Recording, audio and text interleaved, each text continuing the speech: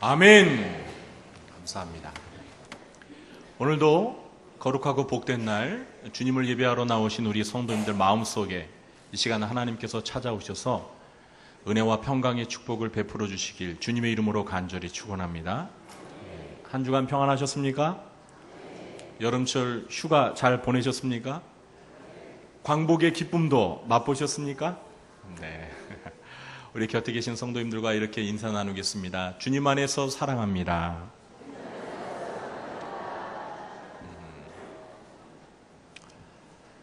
성도 여러분, 혹시 로데오 경기 아십니까?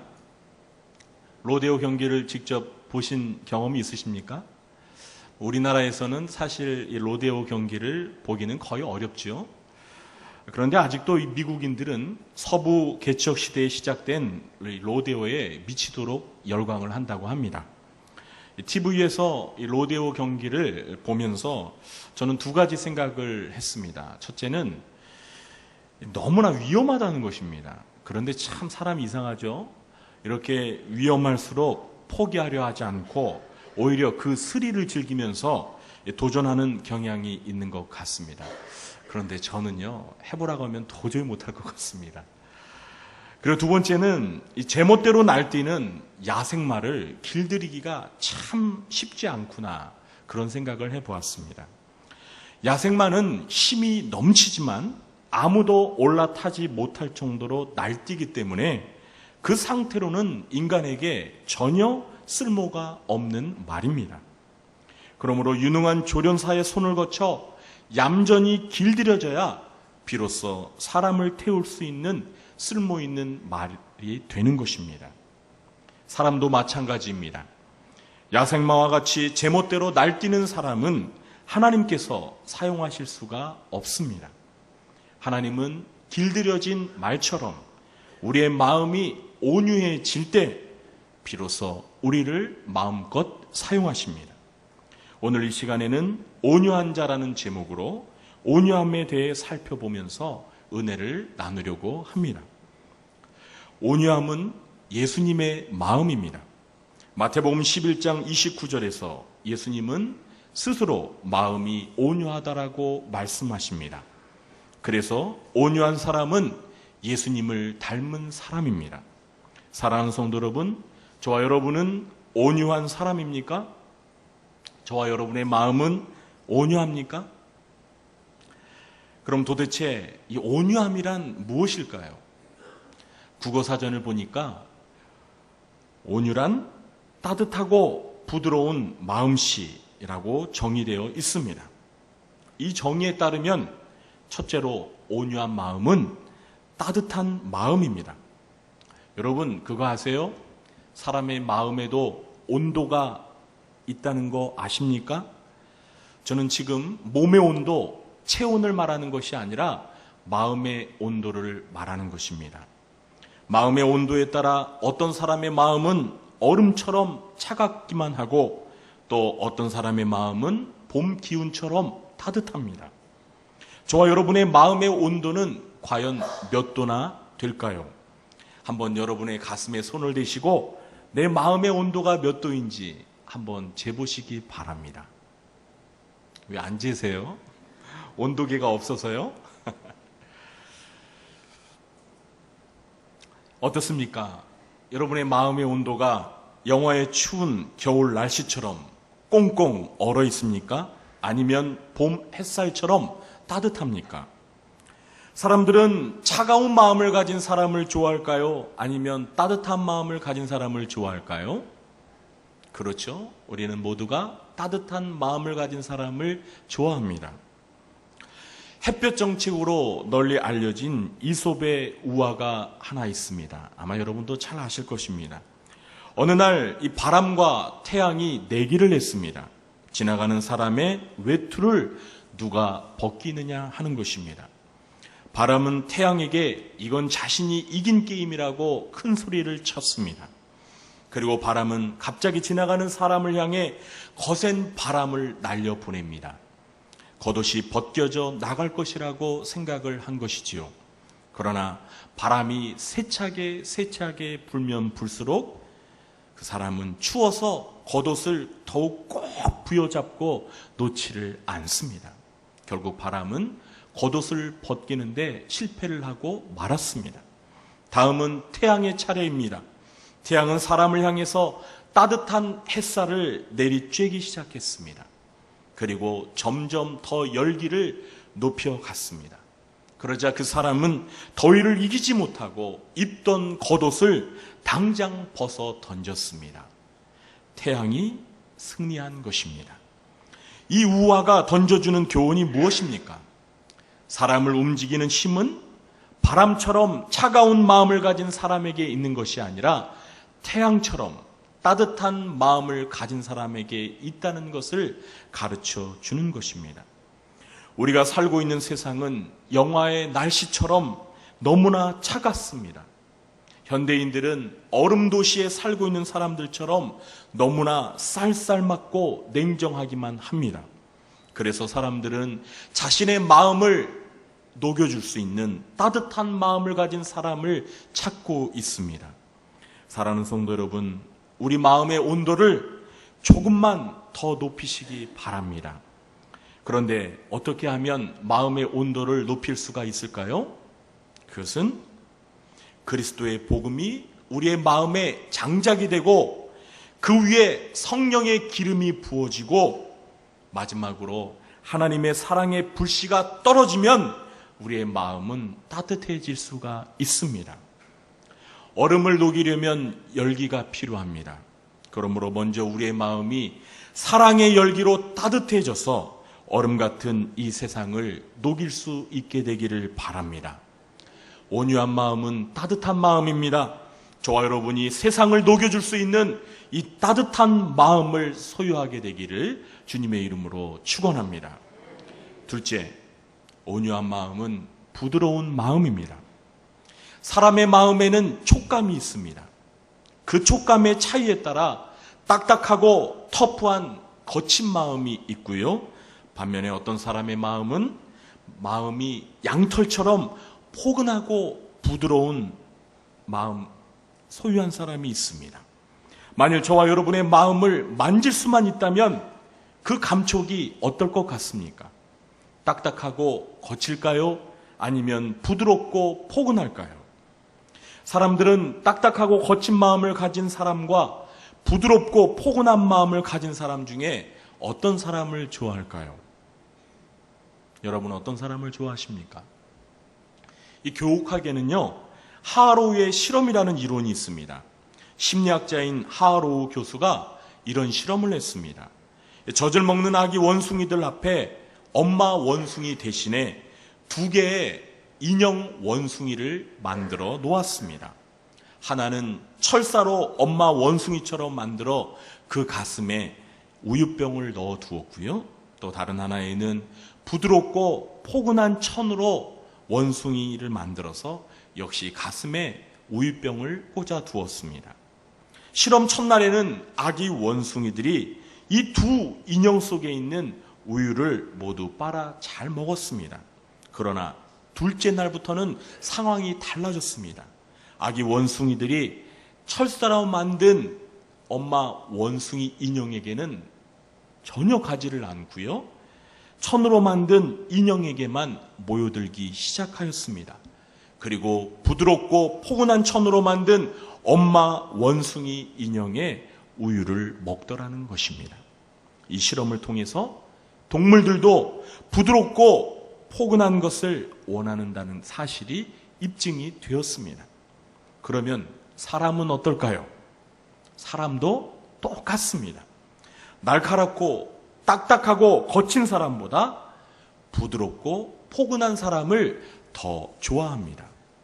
성도 여러분, 혹시 알부남이라는 말 아십니까? 알부남. 그럼 혹시 유부남은 아십니까? 네. 유부남은 아시고 알부남은 잘 모르시는데요. 이 알부남이라는 말은 알고 보면 부드러운 남자의 줄임말입니다. 제가 알부남입니다. 네, 믿거나 말거나. 네. 선거철만 되면은요, 이 후보들마다 왜 이구동성으로 자신을 알부남으로 소개하면서 이미지 메이킹을 할까요? 그것은 대중들이 부드러운 사람을 선호하기 때문입니다. 어느 누가 가시같이 뾰족하고 거친 마음을 가진 사람을 좋아하겠습니까? 그런 마음을 가진 사람은 다른 사람의 마음에 상처와 아픔을 주기 때문에 사람들이 좋아하지 않습니다. 반면에 부드럽고 포근한 마음을 가진 사람은 어떨까요? 그 마음은 마치 침대와 같아서 거친 세상에 지친 영혼을 품고 안아주어 편안함과 안식을 줄 것입니다. 이 부드럽고 포근한 마음이 바로 누구의 마음이라고요? 바로 예수님의 마음입니다. 예수님의 온유한 마음입니다. 마태복음 11장 28절부터 29절에서 예수님은 이렇게 말씀하십니다. 수고하고 무거운 짐진 자들아 다 내게로 오라. 내가 너희를 쉬게 하리라. 나는 마음이 온유하고 겸손하니 나의 멍에를 메고 내게 배우라. 그리하면 너희 마음이 쉼을 얻으리니. 사랑하는 성도 여러분, 가시밭과 돌짝밭과 같은 우리의 마음을 부드러운 옥토로 바꾸시기 바랍니다. 어떻게 하면 바꿀 수 있을까요? 하나님의 말씀으로 우리의 마음밭을 갈고 닦고 걸음을 주면 가능합니다. 그러면 부드러운 옥토로 변하게 되는 것입니다. 저와 여러분이 부드러운 침대와 옥토와 같은 마음을 소유해서 세상을 품고 세상을 치유하며 세상에 진정한 안식을 제공해 줄 수 있는 온유하신 예수님을 닮게 되기를 주님의 이름으로 축원합니다. 셋째로, 온유한 마음은 겸손한 마음입니다. 사람의 마음에는 높낮이가 있습니다. 이 높낮이의 정도에 따라 마음이 하늘만큼 높아져 있는 교만한 사람이 있고요. 반면에 높은 곳에서 낮은 곳으로 자꾸 낮은 곳을 향해 흐르는 물처럼 마음이 낮은 겸손한 사람이 있습니다. 저와 여러분의 마음의 높이는 얼마나 됩니까? 하늘이 닿을 정도로 높아진 바벨탑처럼 교만해져 있습니까? 아니면 어린아이처럼 스스로를 낮추는 겸손함이 있습니까? 사람들은 교만한 사람과 겸손한 사람 중에 어떤 사람을 좋아할까요? 어떤 사람을 좋아할까요? 그렇죠? 그럼 하나님은 교만한 사람과 겸손한 사람 중에 어떤 사람을 좋아하실까요? 하나님이 아니셔서 모르세요? 사람도 하나님도 겸손한 사람을 좋아합니다. 오늘 읽은 민수기 12장은 세상에서 하나님의 사랑을 가장 많이 받았던 한 사람을 우리에게 소개시켜주고 있습니다. 그 사람이 누구지요? 바로 모세입니다. 그리고 모세가 하나님으로부터 특별한 사랑을 받았던 이유를 우리는 12장 3절에서 발견하게 됩니다. 우리 3절 말씀을 함께 읽어보겠습니다. 이 사람 모세는 온유함이 지면의 모든 사람보다 더하더라. 아멘. 자, 이 3절의 말씀의 뜻이 무엇이죠? 세상에서 모세보다 더 온유한 사람이 있다 없다? 없다는 것입니다. 다시 말해 모세가 세상에서 가장 온유한 사람이라는 의미입니다. 그런데 이 12장 3절에 이 온유함이라는 말이 히브리어로 아나브라는 말인데요. 이 아나브라는 말 속에는 온유함이라는 뜻 말고 겸손한이라는 뜻이 있습니다. 그래서 구약 성경에서 이 아나브라는 히브리어 단어가 쓰여진 다른 곳을 찾아보면 우리말로 겸손한으로 옮긴 곳이 여러 군데 있습니다. 그래서 한글 성경 가운데 현대인의 성경이라는 성경이 있는데요. 이 현대인의 성경은 오늘 민수기 12장 3절을 아예 이렇게 번역했습니다. 모세는 세상에 그 누구보다 겸손한 사람이었다. 모세는 세상에 그 누구보다 온유한 사람이었다. 이렇게 옮겨야 하는데 겸손한 사람이었다. 이렇게 옮겼습니다. 다시 말해서 온유함과 겸손함은 히브리어에서는 거의 같은 동의어라고 할 수 있는 것입니다.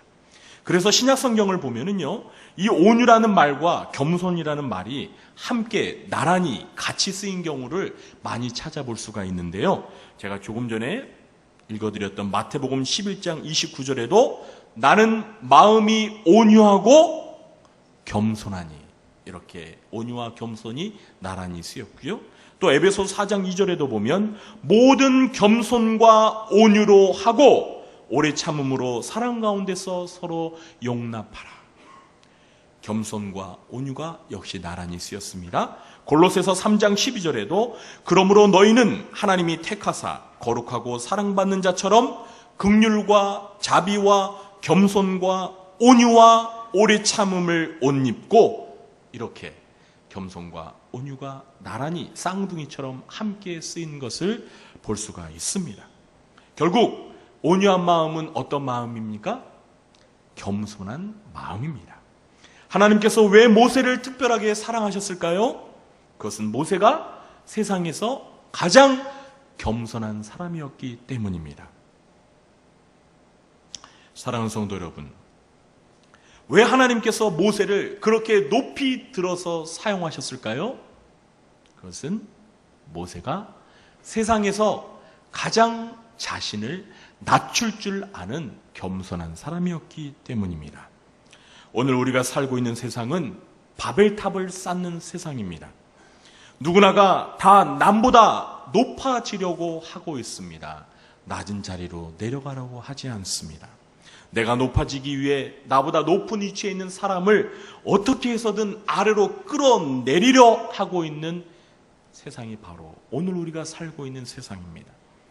오늘 읽은 민수기 12장 1절 말씀을 보시면 모세가 구스 여인을 아내로 취한 사건이 나옵니다. 아마도 모세는 첫 번째 아내였던 십보라와 사별을 했던 것 같습니다. 그래서 모세는 구스 여인과 재혼을 하게 된 것입니다.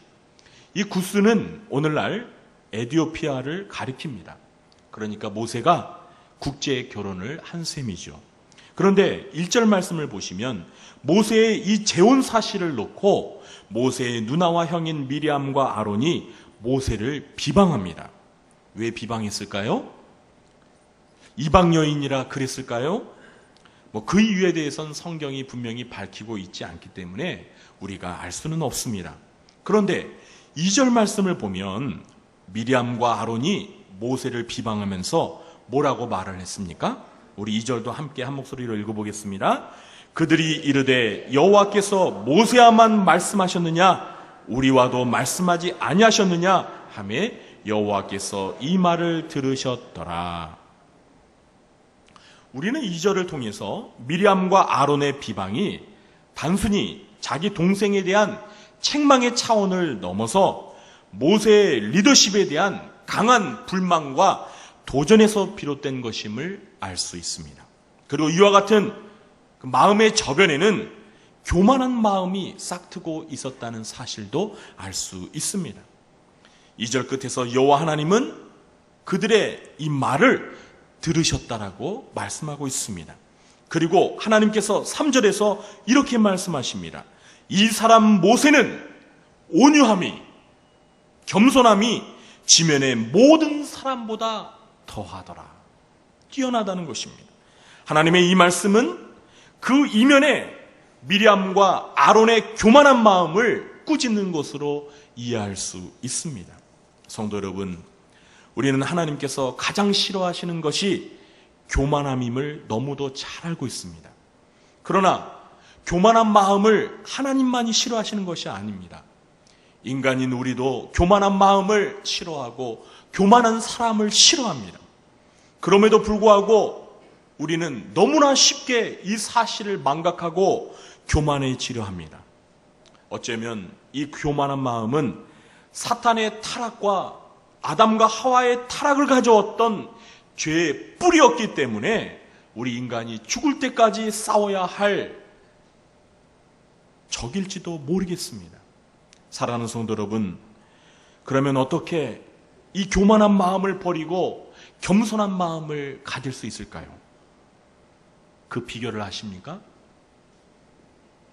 제가 그 비결을 가르쳐 드리겠습니다.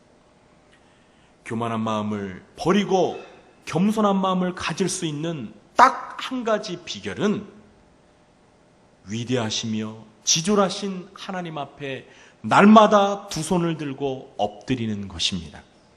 모세가 왜 세상에서 가장 온유하고 겸손해질 수 있었을까요? 그가 본래 태어날 때부터 좋은 성품을 가지고 태어났기 때문일까요? 그것은 아닌 것 같습니다. 여러분 잘 아시다시피 모세는 어릴 때부터 애굽의 왕자로 성장했습니다. 모세는 애굽에서 왕 다음으로 제2인자였고 그렇기 때문에 전혀 겸손할 필요가 없는 사람이었습니다. 한마디로 겸손과는 거리가 먼 사람이었습니다. 그런데 그가 어떻게 세상에서 가장 온유하고 겸손한 사람으로 변화될 수 있었을까요? 그 이유는 바로 모세만이 유일하게 하나님을 직접 대면한 사람이었기 때문입니다. 오늘 본문 바로 다음 구절인 4절부터 8절 말씀을 저와 여러분이 한 절씩 나누어서 교독하도록 하겠습니다. 제가 먼저 4절을 읽어보겠습니다.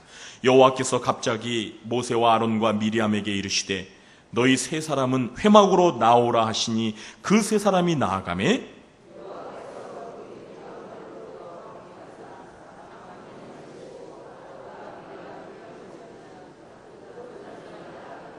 이르시되 내 말을 들으라. 너희 중에 선지자가 있으면 나 여호와가 환상으로 나를 그에게 알리기도 하고 꿈으로 그와 말하기도 하거니와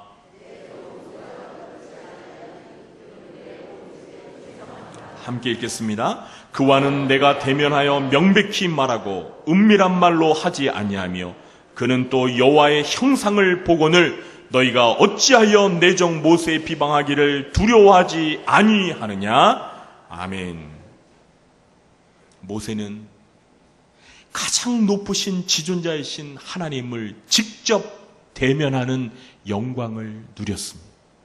그 하나님의 위엄과 존엄하심을 두 눈으로 똑똑히 보았기 때문에 모세는 감히 교만한 사람이 될 수가 없었던 것입니다. 사랑하는 성도 여러분, 어떤 분야에서 좀 재능과 능력이 있다고 우쭐대며 교만한 사람을 보셨습니까? 그런 사람 보면 어떻습니까? 참 꼴보기 싫죠? 자, 그런 사람을 겸손하게 만드는 방법을 제가 가르쳐 드리겠습니다. 그 방법이 무엇이냐면요, 그 분야에서 최정상에 있는 1인자를 만나게 해주는 것입니다. 가령 어떤 사람이 노래를 좀 잘한다고 우쭐댑니까? 그러면은요, 그 사람을 당장 데리고 가서 소프라노 조수미 앞에서 노래를 불러보라고 한번 시키는 것입니다. 그러면 노래할 수 있을까요? 아마 입이 얼어서 노래가 안 나올 거예요. 또 어떤 사람이 좀 돈이 있다고 자랑합니까? 그러면 그 사람을 빌 게이츠나 또 돈 많은 사람 누가 있어요? 하여튼 세상에서 가장 돈이 많은 사람에게 데리고 가는 것입니다. 그리고 그 사람 앞에서 좀 돈을 써보라고 해보라고 한번 시켜보십시오. 돈 쓸 수 있을까요? 못 쓸 것입니다. 아마 저절로 누가 시키지 않아도 저절로 고개를 숙이고 겸손하여 질 것입니다. 성도 여러분, 이것이 바로 모세가 온유하고 겸손해질 수밖에 없었던 비결이었습니다. 그렇습니다. 우리 마음의 높이를 낮출 수 있는 비결은 순간순간마다 위대하신 지존자이신 하나님 앞에 우리가 서는 것입니다. 혹시라도 교만한 마음이 고개를 들 때면 지존자이신 하나님을 기억하고 하나님 앞에 무릎을 꿇는 것입니다. 그러면 교만해졌다가도 즉시 회개하고 겸손한 마음을 유지할 수가 있습니다.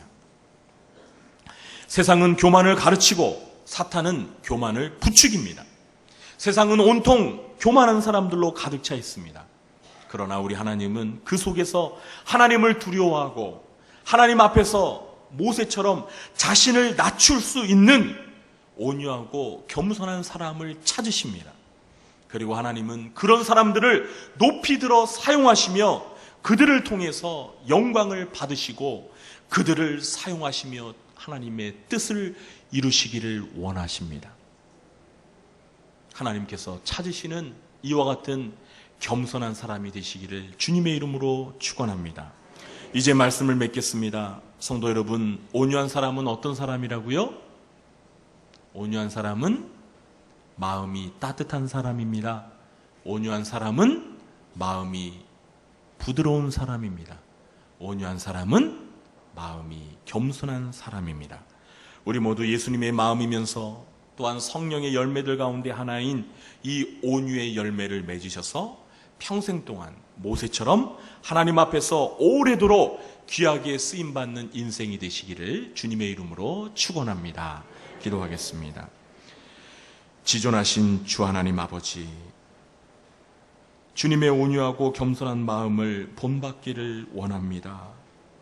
차가운 마음을 따뜻한 마음으로 변화시켜 주시고, 교만한 마음을 겸손한 마음으로 변화시켜 주시고, 그리고 거친 마음을 부드러운 마음으로 변화시켜 주시사 예수님의 온유하고 겸손한 마음을 본받아 주님 앞에 자신을 낮추며 귀하게 쓰임받는 저희들 되도록 도와주시옵소서. 예수님의 이름으로 기도하옵나이다. 아멘.